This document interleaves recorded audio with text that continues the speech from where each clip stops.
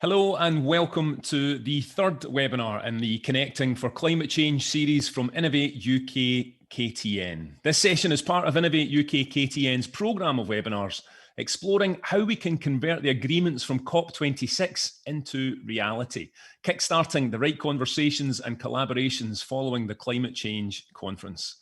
My name is Paul English, and it's once again my pleasure to be hosting today's event from my home in Glasgow, in what I hope will be a very interesting, informative and inspirational session as we look back on the key outcomes of the Climate Summit in Glasgow and ahead at how to make those ambitions a reality. The aim of these sessions is to bring together Innovate UK KTN's network of researchers, innovators and experts who will help drive our global society and economy towards net zero. Our panellists will discuss the challenges we face and consider how we can best work together to achieve them. In just a minute, I'll introduce today's topics and guests, but before I do, just a quick reminder that you can still register for our final episode in the series next week. You can also visit the Innovate UK KTN website to learn more about how to make the most of the network for your business.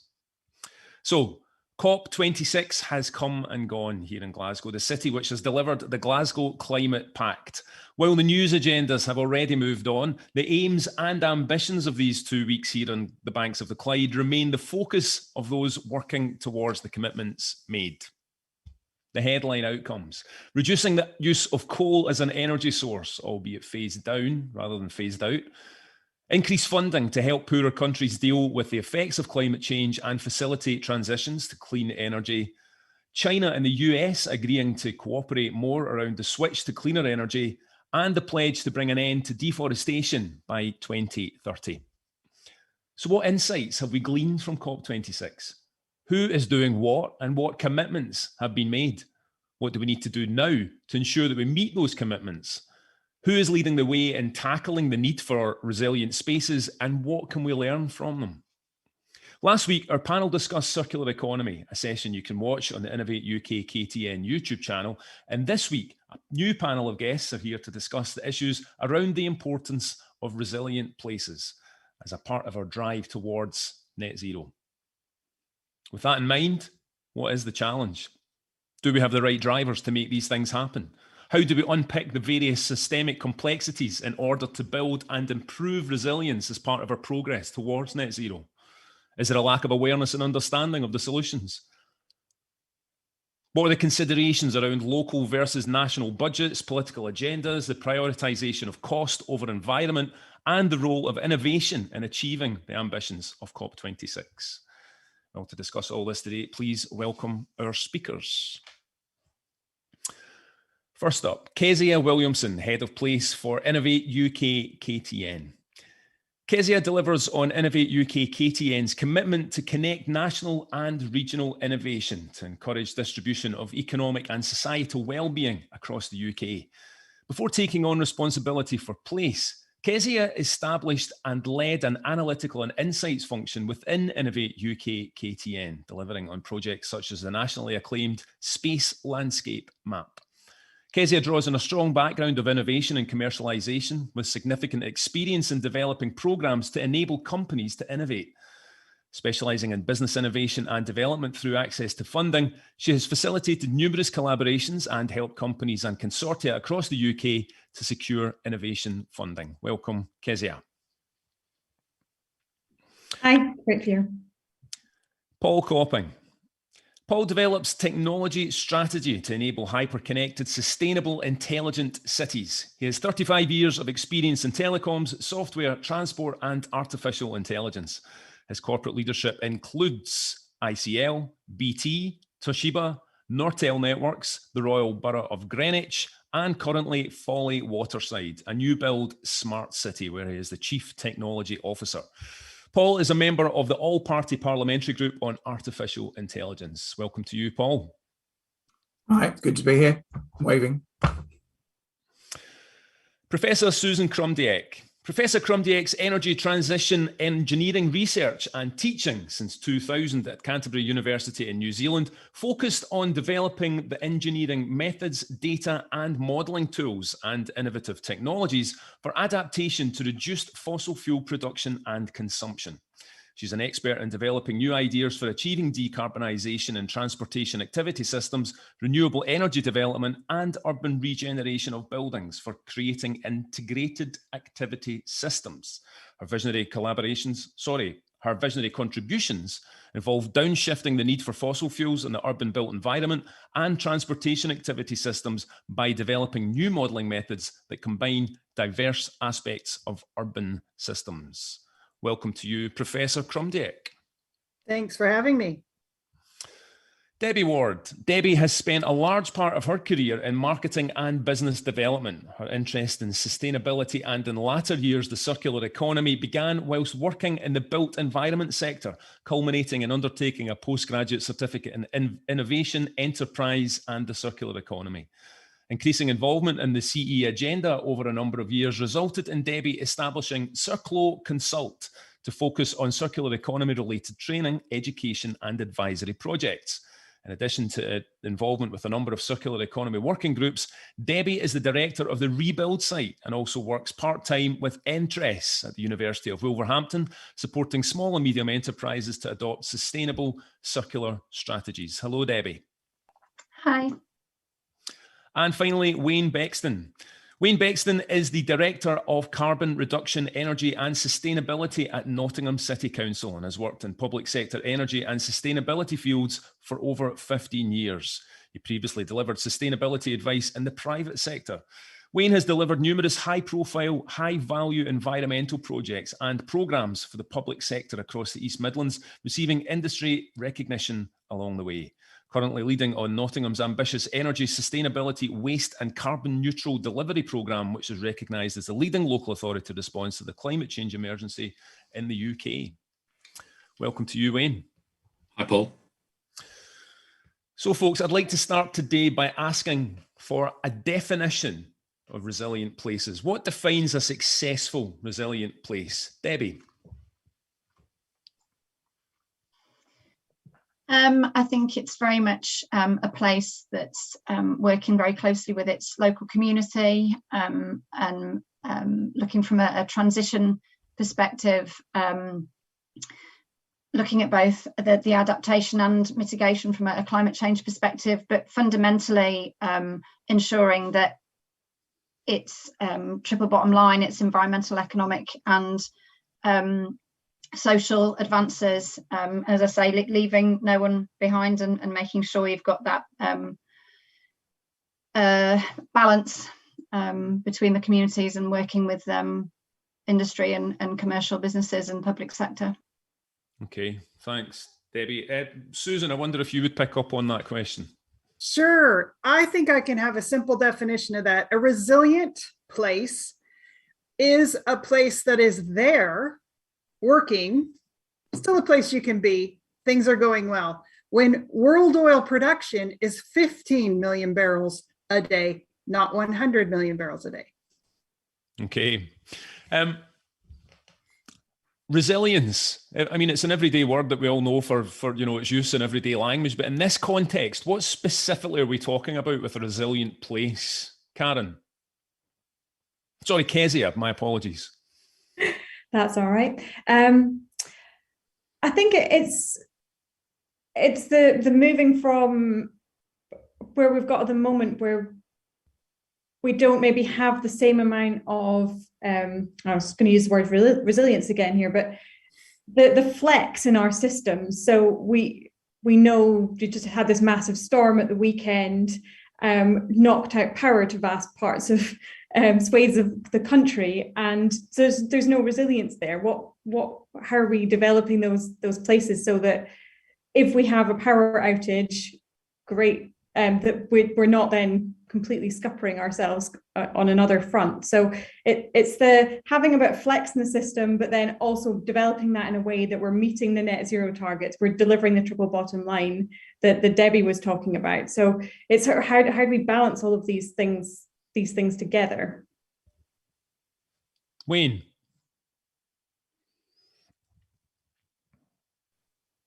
Thanks, Paul. I think there's a I think there's a number of themes that I'd probably pick up on, but with the Nottingham kind of case study example, it does make me think about a resilient place. We've focused on that kind of 15-minute city principle, the access to services, the ability to interact with the city, wherever you may be in that city environment.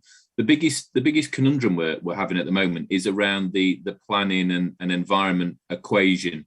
So we're getting to a space where obviously we're looking for economic regeneration for the prosperity of the city and particularly coming out the other side of COVID, but we're having to balance that with a really ambitious carbon neutral target. And you can imagine having development coming into the city alongside a carbon neutral objective is quite a tricky balancing act. So I think resilience comes in having the right frameworks to operate within, and a real vision for the future that enables all citizens and kind of residents to be part of and engage with and shape as well. Okay, thanks, Wayne. Paul, your thoughts? Well, there's a sort of tail ender on that. I think the all of the above have their place in terms of integrated capabilities and sustainability in a harsh environment and under any sort of threat or reduction of services, as Debbie and Susan were saying, that if you take away the power grid or the oil supply, what have you got in your integrated design that will enable you to carry on living productively and comfortably and healthily? So the situation I'm working in as Folly Waterside CTO is to try and design a place from scratch, from the ground up, from the infrastructure of design of both digital and utilities, to be as able as possible to withstand future conditions, including the unknown, to the extent that we can. And to do that, I think the key factor is that the interdependencies need to be flushed out very carefully between, for example, energy and transport and digital and so on, so that to every extent possible, we're building in redundant paths and we're building in alternative ways of managing and of providing end user services if any of the elements should fail. And it's a privilege to be able to do that in a holistic design.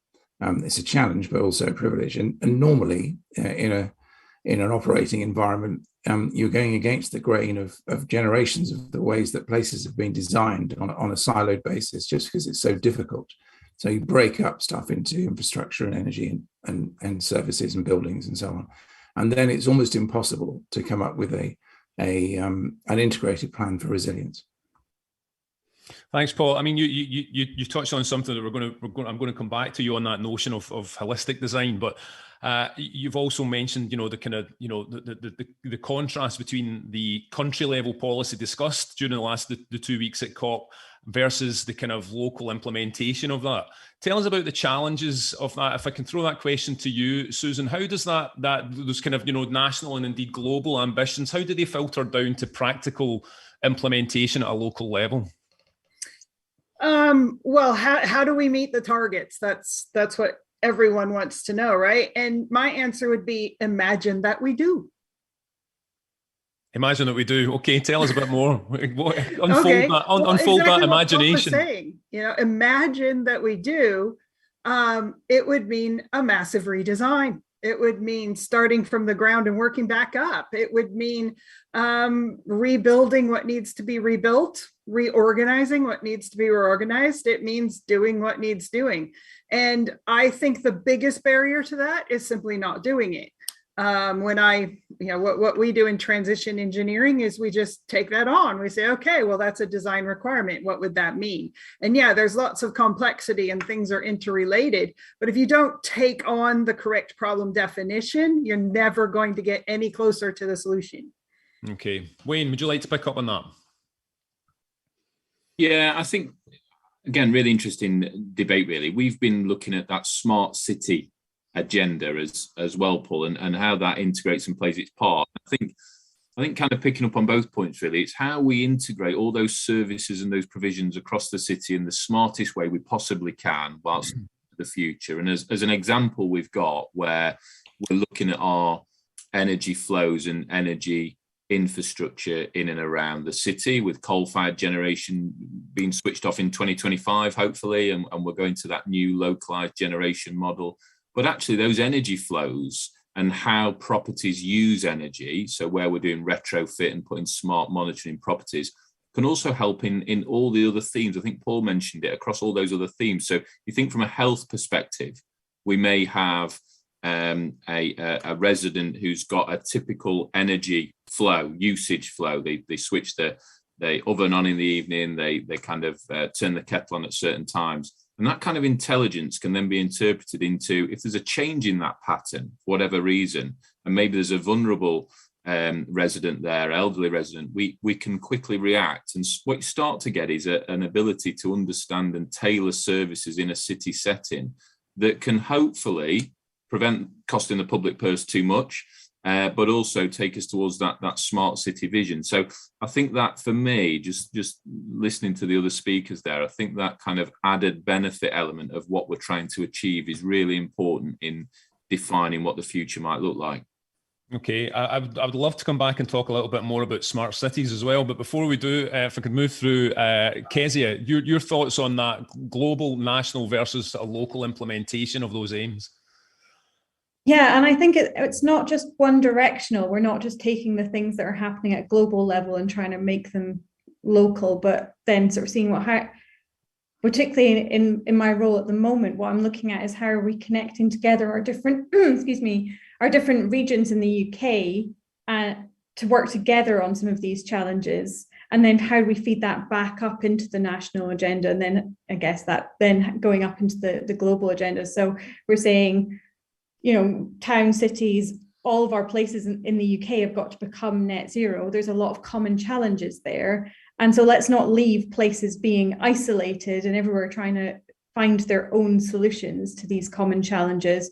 And more thinking, how can we bring those people together so that we can discuss the challenges more openly, bring in experts or solution providers that can help us make those targets into a reality, and then make that happen in a reality in multiple places at once, rather than sort of doing it each area being in isolation. I wonder, is there a feeling that these things are more achievable on a local level, and actually, as opposed to it's the tail wagging the dog as opposed to the other way around? I think particularly when you see at COP, you're looking at these really high level targets and really top level ambitions.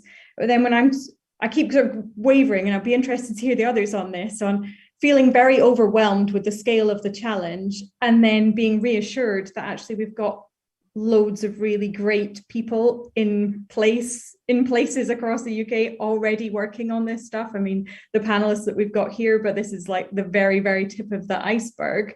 There's so many committed individuals and specialist organizations that are working on making these things a reality. And that to me gives me a lot of reassurance that we can actually change, and not change, but translate the rhetoric that's happening at things like COP into a real situation and a reality where we do have resilient places.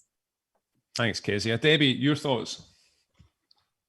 I think as well, the kind of a big part of the puzzle is looking from the small businesses perspective. I think a lot of some of the regulatory things like reporting that are going to be coming already, and for some larger businesses are going to be coming in more detail for the larger businesses and public sector.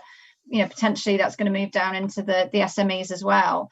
And I think with those types of companies that I've been talking to, I think they understand that they need to be looking at this agenda, but that difficulty between keeping the head above water post, if you want to call it post, during COVID, wherever we are, and making that investment and looking at insulating their roof, or just this kind of very basic level of improving their carbon footprint and working towards decarbonisation, and how they can do that as a small business, and learning from what other people are doing, and looking at different case studies, and even things like somebody else I was talking to creating a digital app to help their local community become net zero carbon, and potentially getting some grant funding to do that. You know, how it's great that these grant funds are out there, but is it then going to be open source? Can that then be shared? You know, how many different communities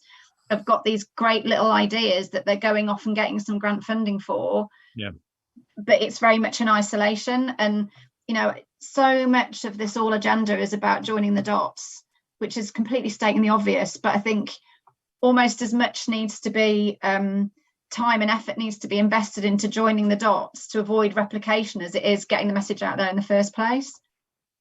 I wonder, is there a feeling that those dots are beginning to join all the way back to the domestic setting? We have the leaders of industry and the leaders of nations coming together to discuss these titanic issues. And I wonder, is there a sense that actually it's feeding back to the way that we individually choose to live our lives, which as recently as maybe 10 years ago wasn't being influenced as heavily as the agendas that have been set by COP26 and the profile that's been afforded to them through the conference? Are we seeing change on that granular level? Is it too early to say, Susan? I think the awareness of the issues that are being discussed at COP are extremely widespread. Now, I'm just saying that based on surveys that have been conducted and research that's been conducted. So I don't think that's actually a new thing. That awareness has been there for decades. The awareness of the relationship now between those issues and real life is getting well known. Where the disconnect is, what do I do about things I have no control over? And those things that you as a citizen have no control over are the engineered systems that somebody else made. And so that's why I really think that it's time for the engineering fields to get some discipline and institute the duty of care to look at whatever it is that you have purview over and ask, okay, how do I understand this changing to meet the targets, and just take it on as a requirement. Now, I know I can't speak for all engineers, but what I know is that we got the way we are through legal, standard, compliant, good engineering for profit. That's how we're cooking the planet.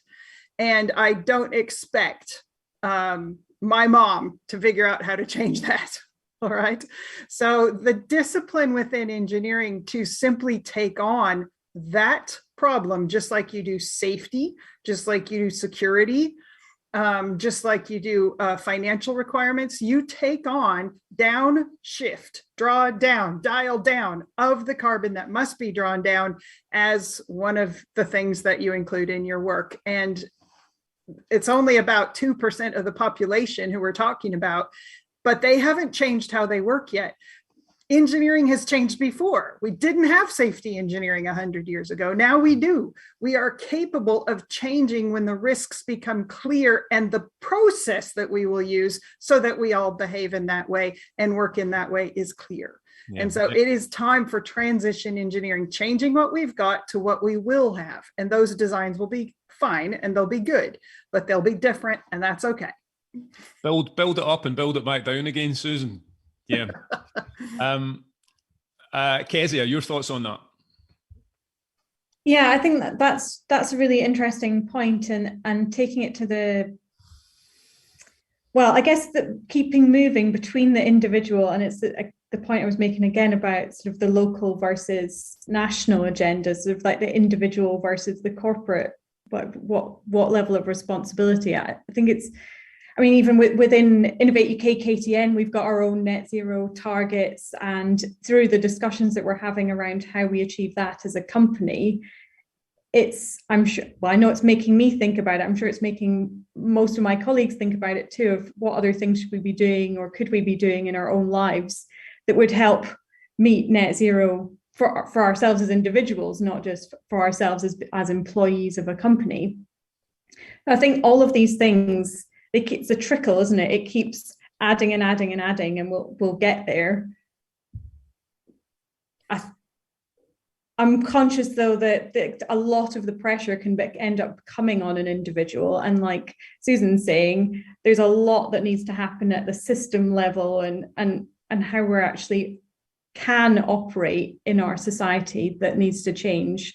I think that needs to happen at a much higher level, maybe policy, within local authorities, councils, and so on. But that's out with an individual's jurisdiction. Sure. Wayne, on that point then, local authorities, do we feel that, local authorities are, I guess they have a dual responsibility almost to some extent, where they have to be, taking on the heavy lifting in the way that an individual can't, but they also have to be responding to, and I guess to some extent, reassuring those individuals who want this, who want smarter cities and who want to be living in resilient places, to ensure that those things are actually happening. And anecdotally, I guess, sometimes there's an element of resistance towards that, because some people maybe don't quite grasp the fact that budgets come in different purses and so on. And that, if there's solar panels being installed on street signs at the bottom of the road, what about the potholes up the street? That you have all that to contend with. Yeah, it's a really tricky dilemma, Paul. You're absolutely right. And so in Nottingham, we're committed citywide commitment for carbon neutrality by 2028. And that is well ahead of what the government's own ambition is. So that's coming from residents and citizens as well in Nottingham. So again, as Susan mentioned, we've carried out a comprehensive consultation, thousands of responses, all really valid and all really committed to kind of this agenda, the net zero agenda, and wanting to see Nottingham transition and change quicker than government policy. So that puts us in that conundrum, really. We're committed to something that's going to go much faster, albeit we're only responsible as a council for 2% of the city's emissions. So we're now having to influence, work with partners. We've got our Green Theme Partnership. We've got our CN28, Carbon Neutral 28 action plan as a roadmap to achieving it. But it comes at a cost. And so we're really adept at bringing money into the city, but equally it's a challenge as far as being able to match that or lever in private investment as well. So that galvanizing of the collaborative approach, the partnership approach has been really critical to setting out on our journey to net zero, but also working with other core cities, working with private sector partners through a collaboration called the Innovation Gateway. So it really is us trying to glean as much information as we possibly can, compute that, and then allow residents to play their part as well. And finally, on that, Paul, that kind of residents part, I think that's really key, because those local changes, it kind of acts as an education tool as well. So we've just launched a Green Rewards app, so people can make changes, for instance, in how they go about their daily lives, the choices they make, and that translates into vouchers and things like that. So that educational piece, I think, is absolutely fundamental. And I guess there's something, some people, there is an element of kind of moral righteousness that comes with this. You're playing to people's the best versions of themselves. I think to some extent, a lot of people they want things to be made easier for them. They want to be, in the days gone by, we had to take our glass recycling 3 streets away or drive it to, the recycling centre or so on. Things are improving in that respect, I guess. Yeah, absolutely. And that's where we're, certainly from a waste perspective, we're seeing that people want to move in a different direction in how they do behave. It's about us being able to deliver those choices for them, all sustainable choices. And I think that's, in a city setting, is quite important. But you're absolutely right, that balancing act with the financial challenges, COVID as well, which has cost local authorities a significant amount, and just trying to manage all that in the same mix is difficult. Paul Copping. So this whole picture, I think, is about the matching of consumer appetite with the ability to deliver a different industrial structure. And as Susan said a while ago, if you imagine what it would be like to be operating in this environment, I think the one of the gaps at the moment is that the big industrial and economic levers aren't quite in place to drive the behavior that I think consumers increasingly would like to see, individual domestic consumers, and to a similar extent, industrial prospective tenants of our facilities and so on. So if you look at the way that most developments happen at the moment, the planning process doesn't require any significant digital plan. And so the intelligence that's needed to develop this sort of very integrated, resilient society isn't actually predicated in the planning permissions. So that's one area I think to have a think about is, would it be helpful to set a path so that digital twins and whole systems net zero analytics and all that sort of stuff gets put on the agenda before planning is approved in the future, and then front loads that work and recognizes that the data that's created is itself one of the outputs of the development and has value in itself in terms of the intelligence and the insights that are produced. So that whole regulatory environment, I think, is in the process of reforming, but I think it could now move quite quickly because the will is there to see these things changed. And when you currently buy a new property, it's not necessarily going to be particularly smart because it's not required to be. And there's a huge lag in that many of the things being built now were put through planning sort of 5-8 years ago. So there are real standout areas of development of what the best practice is. The stuff in Bisria that is fairly well known in the trade, probably less well known, the Active Building Centre in Swansea, another government venture, which is specifically developing all the energy management tools and offering that knowledge on an open basis. And we're finding very, very helpful. In the energy world, there's a lot of active process thinking about building up energy resilience for renewable industry, and we're being approached by people wanting to do things like grid resilience batteries and so on, so that we're part of that solution, so that we can use renewable power with a more reliable base. The other big thing that's driving things is availability of investment, both at an industrial and a residential level.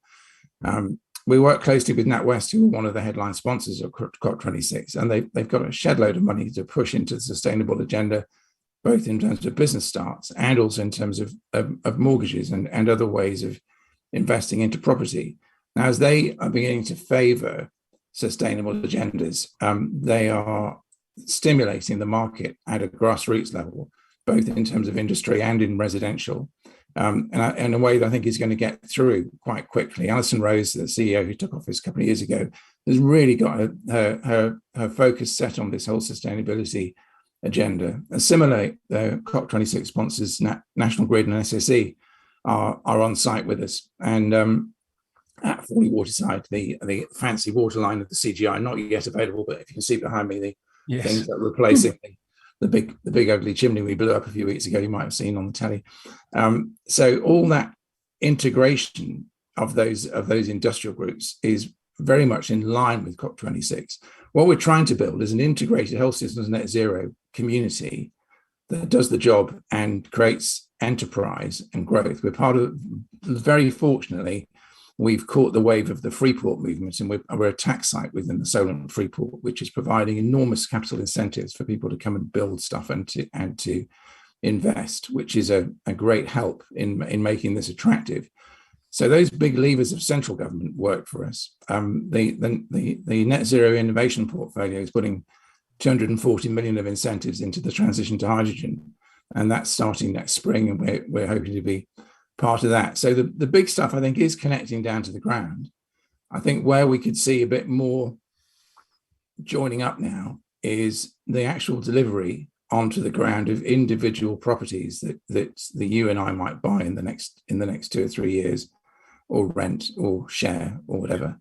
Yeah. And that's going to make a very practical difference to the way that we live our lives. But at the moment, most people, if you look at the housing market, it's pretty bog standard at the moment. I was just driving around a new housing development on my way back from somewhere this morning, and it's not bristling with solar. It's not got much cross-laminate timber. It's just traditional materials. No doubt it's got a reasonable energy signature, but it's not standout. And there's the opportunity, I think, for creating a new wave in the market that is incentivized to go for radical, sustainable, resilient design. Well, that's you've highlighted one of the biggest barriers there, Paul, towards kind of achieving this outcome. What are the other barriers that we perceive that are standing in our way, between where we are now and, as Susan said, what we'd like to imagine. Kezia.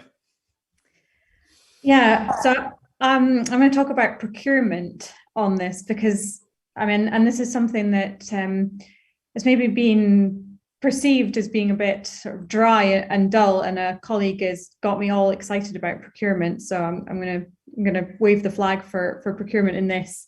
And that's one of the things we're looking at with our Net Zero Places project is we're connecting solution providers with local authorities around to deliver solutions that will help them achieve their net zero targets.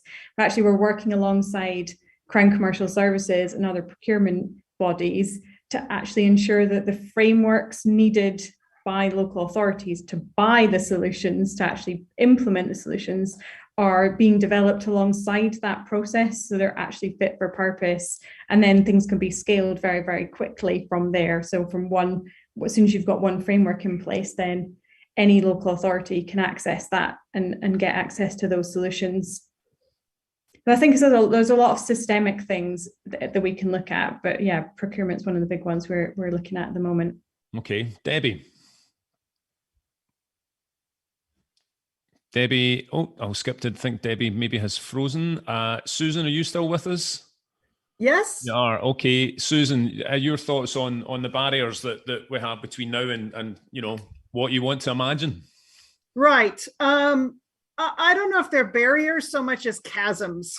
Okay. Yeah, because there aren't barriers. Obviously, we can do all sorts of things. We don't, because it looks dangerous. It looks like there's a big drop off there that we don't understand. So we're going to become bridge builders. We're going to develop the methods, the tools, and the processes for building bridges. And that's, again, what I call transition engineering. There's a lot of innovation there, maybe not innovation in a gizmo, but innovation in a method and in a process to reimagine, redesign, finance, rebuild. And that, I think it has to follow a coherent process. What we're going to do next isn't going to look like a solution that pops in and we just uptake it. It's going to look like change.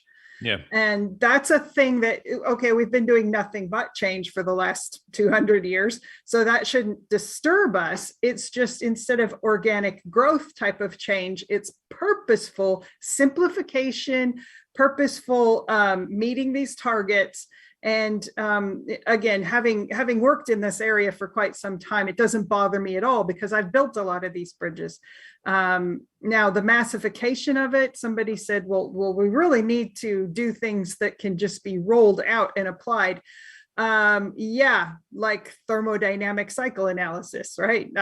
Building a power plant's really hard, building an engine's really hard, but we have methods, tools, and processes that let that happen in a very standard way, which is how you massify stuff. So that's that's my answer, I guess, is I just don't I don't see barriers. I see chasms that need to be crossed. Need to be bridged. Yeah. Debbie, I came to you first, but I think you'd frozen. I'm glad to see you're back with us. What are your thoughts on that issue?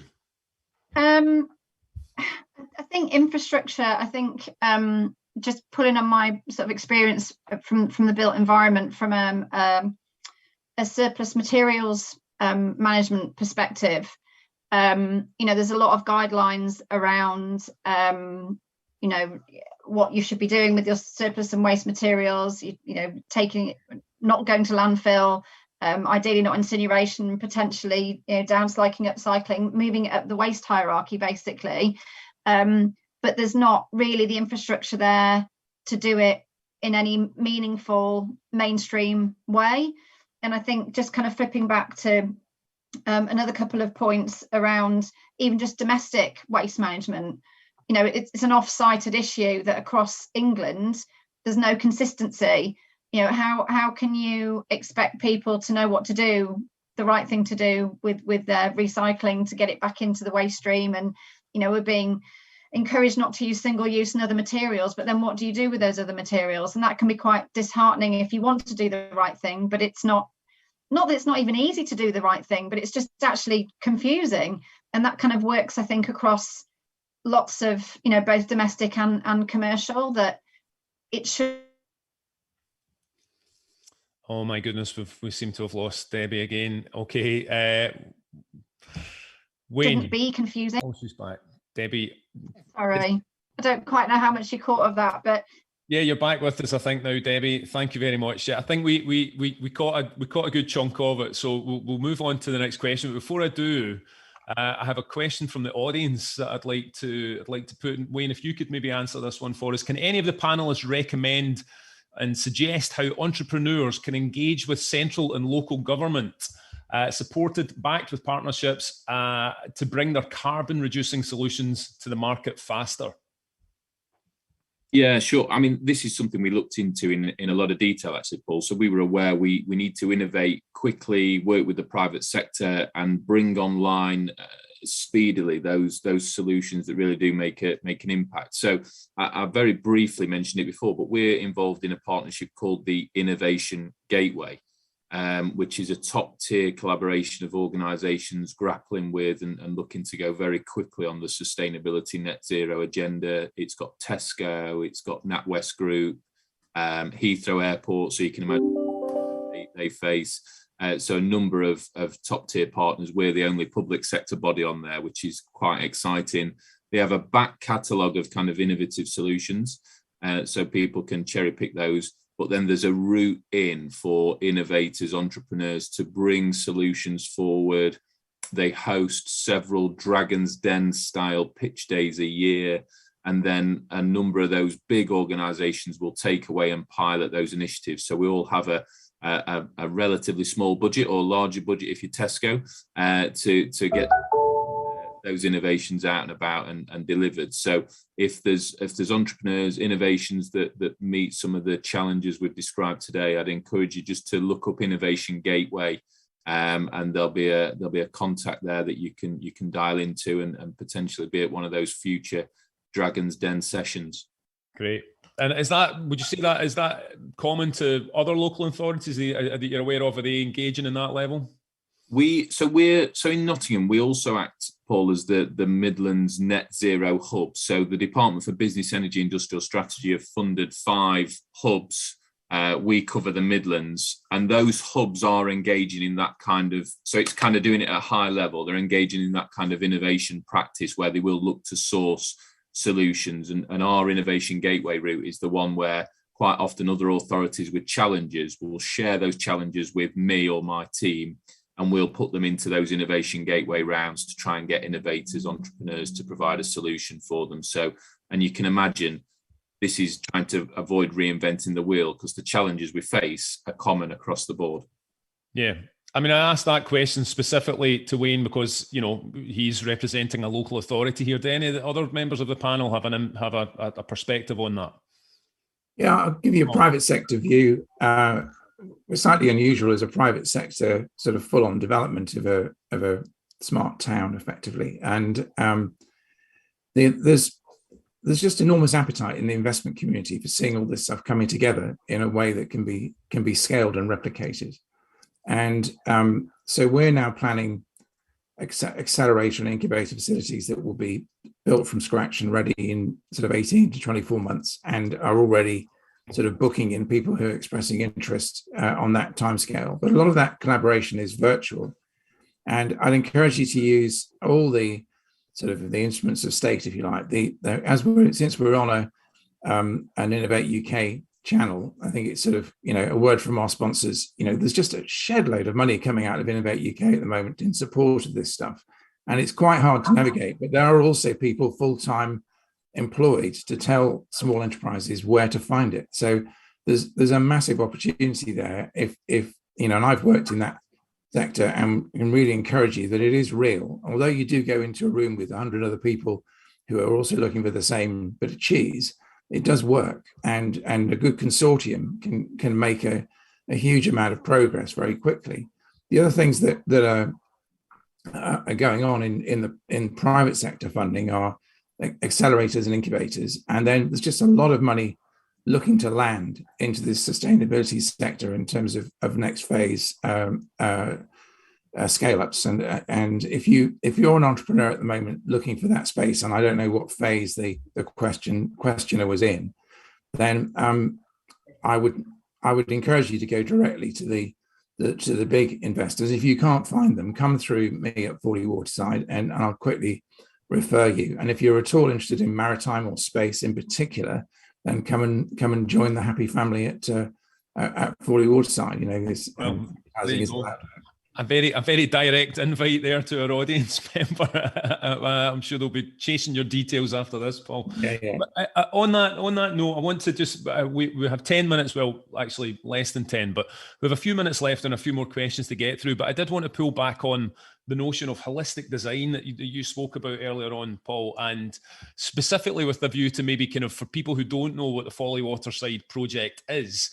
Could you tell us a little bit about that and throw a little bit of light on that notion of holistic design and as far as the rollout of that's concerned? That's extremely kind. I wasn't expecting quite so much opportunity, but in a nutshell, it's a site of a former power station, a 50-hectare site. As I said, it's now all part of the Solent Freeport, bless it. And we've just completed the last big explosive demolition a couple of weeks ago over a 5-year demolition process. The site is going to have 2 million feet of residential, 2 million square feet of industrial. So that's 1,500 homes and a very substantial industrial estate with a lot of water access, and so far attracting the attention of boat builders and other maritime industries. But it's about creating local jobs, about creating sustainability in the waterfront area of the Solent, which has suffered from the rundown of the carbon economy. So we're a power station next to the ExxonMobil oil refinery. And those have essentially over the last 100 years been the source of employment for this part of a very attractive part of Hampshire, which backs into the New Forest. But it's actually got relatively high levels of deprivation because of the exit of most of the carbon related jobs. So what we're doing is setting up a plan for the next 100 years of green economy jobs, and looking to bring on 5,000 to 6,000 new jobs over the next 2 or 3 years, and to build 1,500 residential units, many of which will be affordable and designed for people to come and work and live in the same place. So with the New Forest, with all the water opportunities of the Solent, and then integrated from a sustainability point of view by moving stuff on the sea with coastal freight, by shifting people around the Solent community on water taxis, investing in autonomous. It's the whole sandpit. If anyone's into smart cities, then just keep in touch, because it is we're effectively the UK's NEOM, if I may say so, such a thing is possible. If you've probably heard of NEOM, the Saudi smart city, which is often quoted as being the size of Belgium. I noticed they're now saying the size of 35 Singapores, which is perhaps a better unit of measure. And they are an enormously far-visioned enterprise. We're doing that with all the same components on about 500th of the scale. Their 500 billion, our developed value will be nearer $1.5 billion, something like that. And the opportunity to do this from Greenfield is very rare. It's a very exciting place to work. And the chance to do it holistically, I guess that you're getting finally to the key question, is it's a bit mind-boggling actually. And we try to do it with the Cross Connect. It's an opportunity to do some stuff I never thought I'd have the chance to do. I wrote a white paper with colleagues for ETSI about 4 or 5 years ago, the Telecom Standards Institute, on the municipal CEO and the fourth industrial revolution, talking about horizontal digital design and linking it all together. But I never thought I'd get the chance to build it for real. And that's the opportunity in Folly, which is to lash it all in, to have integrated IoT, to have integrated artificial intelligence, for it all to be contextually aware, to get the governance right in data, so that data is properly consented, so you're not anonymizing everything and losing the thread as to what's going on. And then building a really smart environment which can operate on optimized energy, can be predictive about the demands that are made on it, can be sustainable, and then can make a load of money for the people living there and the people investing in building it. Now, that is the sort of alchemy process that that's a journey that we're on.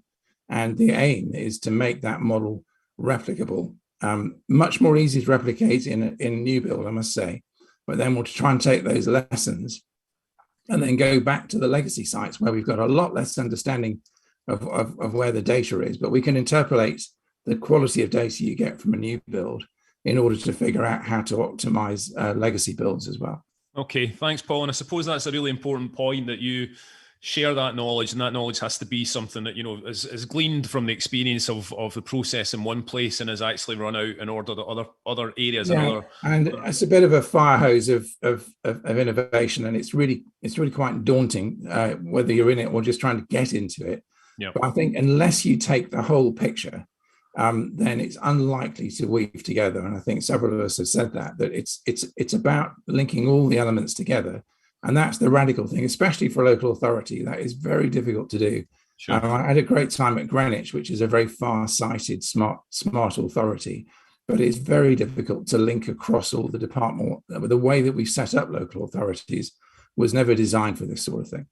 Can I ask one of the other panelists to describe ways in which, or indeed the importance of sharing that knowledge? How do we ensure that knowledge is passed around, and that the knowledge gleaned in one area is facilitating progress towards climate change in other areas? I think Paul, from a city perspective, and kind of touching on what I mentioned before, but picking up Paul's last point as well, we've done a lot of sharing around retrofit.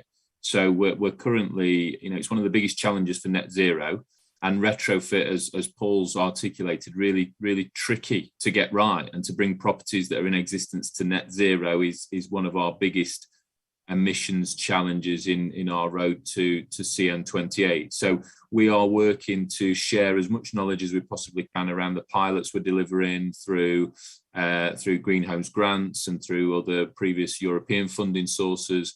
So there is forums for that information to be shared with some big partners like Energy Sprong, the Dutch model around achieving net zero in domestic properties. And I think that's absolutely fundamental. So housing associations, local authorities, again, don't start looking at their own stock from a zero base. They've actually got some intelligence to delve into. And certainly our elected members in Nottingham, they see this as and absolutely it should unite those political thinking, really, because I think we need to share and move as quickly as possible. Thanks, Wayne. Kezia? Yeah, and I really see this as being a big part of my responsibility actually in Innovate UK KTN is making sure that knowledge is shared, and the fact that we operate across the UK gives us a really unique sight of all of these different initiatives and all of the different work that's happening, and also the challenges and where there are common challenges. And we've done it on a sector basis for a long time of saying, oh, you've got a challenge over here, well, we've got a solution over here, or we know someone else who's suffering the same challenge. Let's bring you together. And we're now doing that on a place basis too, of saying, well, let's connect together cities that have got these common challenges, or let's look at rural or coastal areas. Let's take what's happening in Nottingham and make sure that everyone else knows about it too. Yep. So yeah, I mean, it's super important. It's not easy. I think there's a range of things that we need to do there. A lot of it is just keep this conversation going. Let's not have these things as one-off. We need to keep talking about it. Sure. Okay. Thank you, Kezia. Susan and Debbie, if I could come to you both for a perspective on that angle. And we have 2 minutes left just to give you. All right. I'm going to go back to the fundamentals, that the way that you can get a bridge wherever you need a bridge isn't that you look at there's other bridges over there and understand that. It's that there's fundamentals of what makes a bridge stand up, what makes its foundations work, and what makes the structure work. And those fundamentals are standardized, and they're taught, and they're required throughout all the professions. And so that idea that the experiences of particular projects for particular things is important as case studies, but to actually learn skills, processes, methods, tools to deliver changes, that's just a new way of working, and that can be rolled out very quickly through professional development training. Thanks, Susan. Debbie? I think just quickly from a knowledge sharing, looking at resource sharing as well, and kind of pulling back that sort of resilient thread around, I mean, it'd be interesting with what's happening down at the Solent, how much of the materials that they're using have been pulled from a local area, from a regional area, from national and then international, and ensuring that those connections between different regions, different councils, the different industries and clusters that maybe perhaps regionally, again, grant driven, council driven, you know, you look at advanced manufacturing, you look at housing, you look at you know, digital twins and resource management in the built environment, and share the knowledge between the councils that way, because I think that's going back to not reinventing the wheel. And the more open source that we can be, particularly with what's public sector funded, the quicker we're going to be able to achieve the quite sometimes scary but hopefully achievable goals around decarbonisation, around the climate change agenda. Okay, thanks very much, Debbie. My own vision here in Glasgow, there is talk in all sorts of circles about that we have a motorway here in Glasgow which sliced through the heart of the city, and there is now talk of building some green space on top of that city and turning it into a park. So just from the local perspective, that would be the smartest of all the smart city moves that I can think of here. Anyway, folks, we're out of time. I hope you've enjoyed this, our third session in the series, Connecting for Climate Change, Unleashing Innovation Post COP26. Today's session has been on the circular economy. No, it has not. My apologies. It's been on smart spaces. You can catch it and our other session on decarbonisation again on YouTube. We'll follow up with one more session next week, the 8th of December, on enabling action. You can visit the KTN-UK.org website to register. For now, thank you very much for your time, your expertise and your input, and thanks to our audience for the questions and attention as well. Goodbye.